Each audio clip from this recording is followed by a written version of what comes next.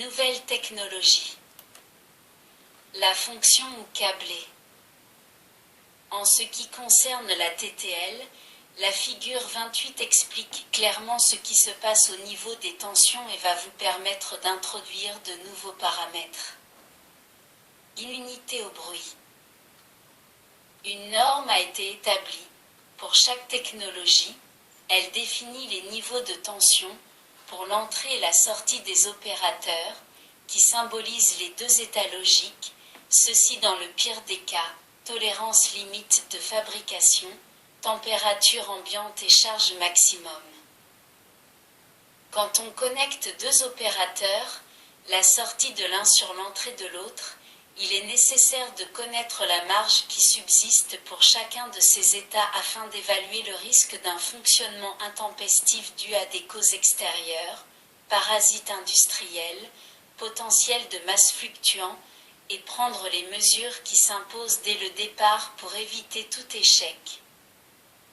Ceci se concrétise à l'état zéro, ou niveau bas de tension, par l'écart entre la tension maximum que peut prendre la sortie de l'opérateur précédent, pour cet état, et le niveau maximum que l'entrée de l'opérateur suivant considérera encore comme un niveau bas. Au-delà, il l'interprétera comme un changement d'état et son niveau de sortie sera modifié en conséquence. À l'état 1, ou niveau haut de tension, ceci se concrétise par l'écart entre la tension minimum que peut prendre la sortie de l'opérateur précédent et le niveau minimum que l'entrée du suivant interprétera encore comme un niveau haut. En deçà, il considérera qu'il s'agit d'un changement d'état et son niveau de sortie sera modifié en conséquence. Ces écarts de tension caractérisent les marges de bruit, à l'état bas et à l'état haut. Elles déterminent ce que l'on nomme l'immunité au bruit. On appelle bruit, dans ce cas, tout signal parasite étranger au signal utile. La tension de sortie à l'état bas VOL est de 0,4 V. La tension d'entrée VIL considérée comme un état bas est de 0,8 V. L'écart entre ces deux tensions nous donne la zone repérée par 2 qui est la marge de bruit à l'état bas. La tension de sortie mini à l'état au VOH est de 2,4 V. La tension d'entrée considérée comme un état haut est de 2 V. L'écart entre ces deux tensions nous donne la zone repérée par 1 qui est la marge de bruit à l'état haut. La zone 3 représente la zone d'amplification. En logique, c'est une région qu'il faut éviter. L'immunité au bruit ou marge de bruit est très faible en TTL, 0,4 volts en théorie.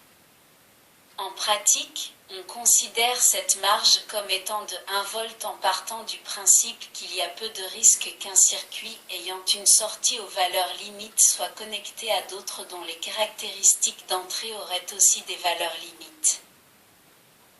Cette immunité au bruit est importante dans le choix d'une technologie en vue d'une réalisation. Nous verrons dans un tableau récapitulatif que d'autres technologies peuvent avoir une meilleure immunité au bruit ou signaux parasites perturbateurs. Un autre paramètre important dans l'assemblage d'opérateurs est la sortance, ou fan-out égale éventail de sortie, ou facteur pyramidal. Il s'agit du nombre de circuits que l'on peut brancher en sortie sans altérer, de façon sensible, les paramètres du circuit. La sortie avec montage totem pole est réalisée dans ce but. Le courant d'entrée normalisé à l'état haut, IIH, est de plus 40 microampères. Le courant de sortie à l'état haut, IOH, est de 400 microampères. Ceci permet d'envisager, à l'état haut, le branchement de 10 circuits sur la sortie. Le courant d'entrée normalisé à l'état bas IL est de moins 1,6 mA. Le courant de sortie à l'état bas pouvant être absorbé est de plus 16 mA. On pourra donc brancher, dans ce cas, 10 circuits sur la sortie. Dans les deux cas, le branchement de 10 opérateurs sur la sortie d'un seul est envisageable. On dit que la sortance est de 10. Au-delà, on dégrade, de façon sensible, les signaux et il y a risque de détérioration pour le circuit de sortie. Un autre paramètre, l'entrance, ou fan inégal éventail d'entrée, ou facteur pyramidal d'entrée, un peu différent du précédent en ce sens qu'il indique le nombre de circuits pouvant attaquer le module en question. Autrement dit, il s'agit du nombre d'entrées que possède un opérateur. Certains circuits ont une entrée d'expansion permettant d'accroître leur entrance. Vous avez pu constater que le courant d'entrée à l'état O était précédé d'un signe plus, alors que le courant d'entrée à l'état bas était précédé de signes, nous y avons déjà fait allusion. Il a été décidé, par convention, que les courants entrant dans le module seraient positifs, donc précédés d'un signe plus, alors que ceux qui en sortent seraient négatifs, précédés du signe, que ce soit en entrée ou en sortie. Il faut maintenant aborder le problème des temps de réaction et de transit de ces montages. Revenons au circuit NAND. Plaçons une de ces entrées au niveau O et voyons ce qu'il advient en sortie, quand sa seconde entrée passe d'un état à l'autre. Pour plus de facilité, reportez-vous à la figure 29A. En partant d'un état stable en sortie, ici un état O, et après l'apparition du niveau O à l'entrée V, E, nous constatons un temps de retard TD, delay time, avant que le signal de sortie ne réagisse. Ce retard correspond au temps de modification des charges au niveau des jonctions. Ensuite, le signal en sortie évolue de façon exponentielle pendant le temps TF qui correspond au temps de descente, fall time. Cette évolution est caractéristique d'un circuit RC qui se décharge, résistance du matériau semi-conducteur et capacité parasite. Cette zone correspond au passage sur la droite de charge d'un point de repos à l'autre. C'est la zone d'amplification et d'instabilité. Suit un palier qui correspond au second état stable. Tant que l'entrée VE ne subit pas de modification, la sortie conserve cet état. Après suppression du signal d'entrée, on constate un temps de retard TS, storage time, dû au temps de modification des charges au niveau de la jonction. Enfin, la remontée vers l'état O de départ TR, rise time, qui s'effectue selon une variation exponentielle correspondant à la charge du circuit RC précédemment cité. Les zones TR et TF correspondent au déplacement sur la droite de charge du point de fonctionnement de A vers B ou l'inverse, c'est-à-dire du blocage à la saturation ou vice-versa. Nous avons vu que la vitesse de transit d'un point à l'autre était limitée par les capacités des jonctions, plus les capacités parasites, ce qui apparaît clairement sur les figures 29A et 29B. Ces temps, TF et TR, sont mesurés entre 10% et 90% de la valeur du signal. La figure 29B représente le signal de sortie pour un circuit UE. Par simplification, les constructeurs indiquent le temps de propagation à la décroissance du signal de sortie, TPHL. Le temps de propagation à la croissance du signal de sortie, TPLH. La figure 30 illustre ces temps qui sont mesurés à partir d'une variation égale à 50% du signal d'entrée ou de sortie et avec une charge en sortie qui est définie, en principe pour la TTL, est constitué d'une capacité de 15 picofarads en parallèle avec une résistance de 100 à 400 ohms. Pour le circuit non pris en exemple, nous trouverions TPHL compris entre 7 et 15 ns, nanosecondes égale 10-9 secondes. TPLH compris entre 11 et 22 nanosecondes. Ceci pour une charge en sortie de 15 picofarads et 400 ohms. Enfin, la puissance maxi consommée par l'ensemble du boîtier, qui peut contenir plusieurs opérateurs, est indiquée sur les notices. Cette donnée n'est pas à négliger, car elle permet de déterminer la puissance de l'alimentation. Il faut garder à l'esprit que le bon fonctionnement des ensembles électroniques est étroitement lié aux qualités de leurs alimentations. En ce qui concerne les circuits logiques, celles-ci devront pouvoir supporter des variations importantes de courant en des temps très brefs, changement d'état des montages totem-pole. Des découplages, près de boîtiers, devront être mis en place. Il est intéressant, dans les montages, de minimiser le nombre de modules, soit pour des raisons de coût, soit pour des raisons de fonctionnement, afin d'équilibrer des temps de transfert entre deux cheminements. Pour cela, on a quelquefois recours aux fonctions logiques câblées. Par exemple, si l'on réunit la sortie de deux opérateurs, par câblage, on obtient la fonction ou câblé. Avec le montage totem-pole, cette réunion n'est pas possible.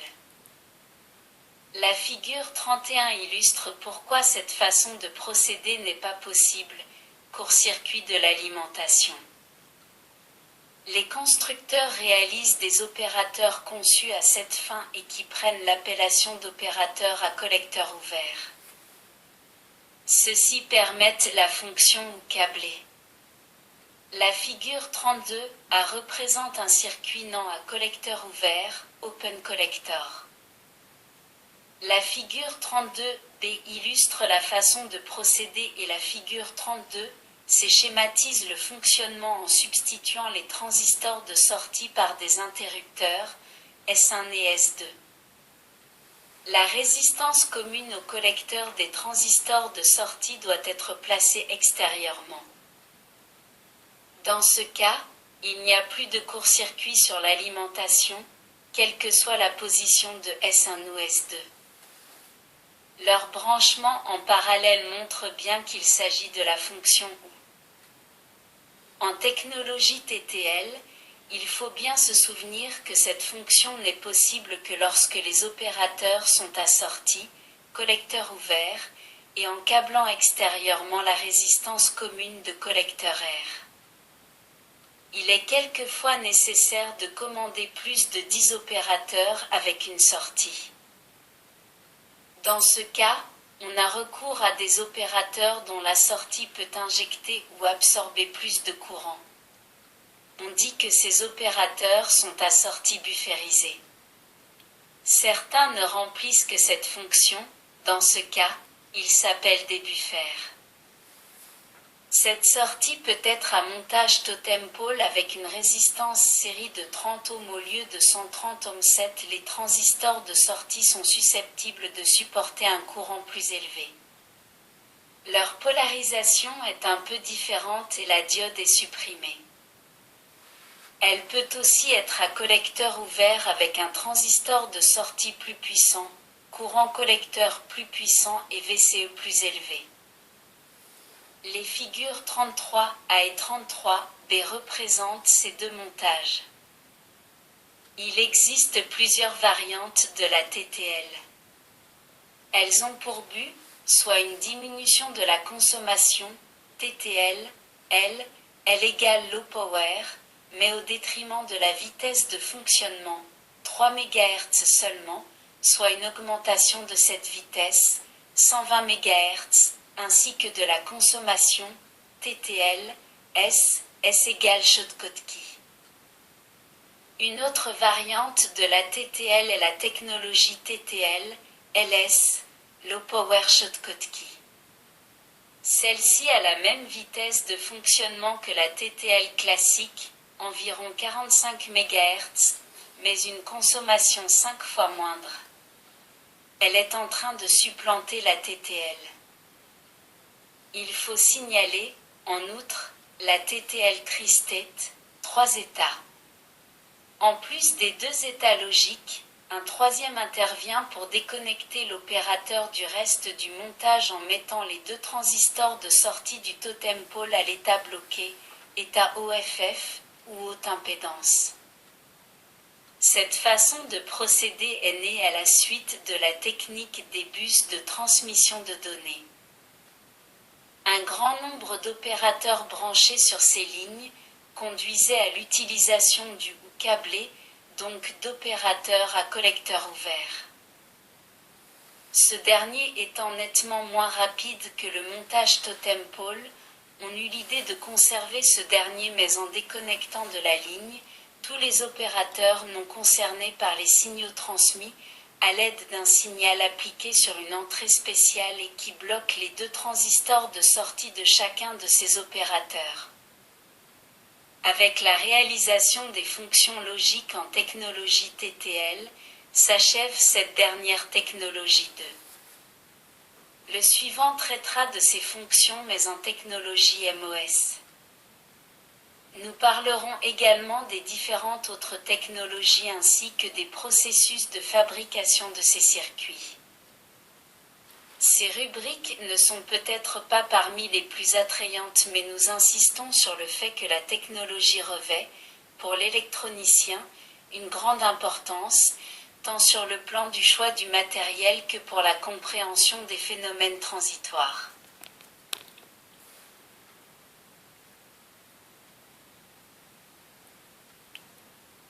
Merci de votre écoute. À bientôt.